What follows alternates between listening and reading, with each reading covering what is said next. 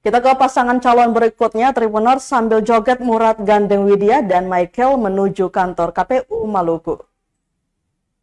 Pasangan calon gubernur dan wakil Gubernur Maluku Murad Ismail dan Michael Watimena mendaftar di KPU Provinsi Maluku Rabu 28 Agustus 2024. Didampingi sang istri tercinta Widya Pratiwi, Murad menggandeng Michael sambil berjoget menuju kantor KPU.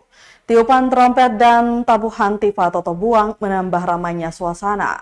Paslon dengan tagline Maluku Maju kompak dengan busana nuansa biru tua.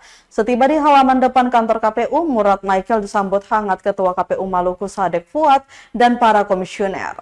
Kemudian keduanya dikalungi syal kain tenun khas Maluku Barat Daya. Dalam kesempatan itu, Tribuners Murad Ismail mengapresiasi komisioner KPU yang telah menerima lamarannya beserta Michael dalam kontestasi Pilkada Maluku. Dengan kekuatan penuh 5 partai pengusung dan partai pendukung yakni PBB, PKN, dan Partai Buruh. Murad yakin dirinya dan Michael akan membawa Maluku ke arah yang lebih baik. Sebab itu dirinya memohon doa restu seluruh masyarakat Maluku. KPU Provinsi Maluku M. Sadek Fuad dalam sambutannya mengungkapkan bahwa seluruh berkas dokumen Murad Michael telah diterima dan akan diverifikasi.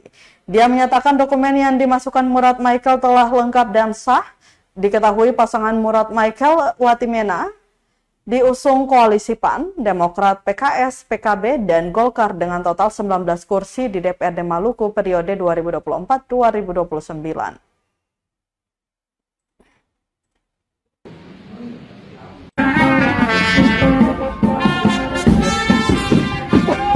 Sedangkan kota punya Bodewin 7 partai, Lengs Don 2 33 partai, PKB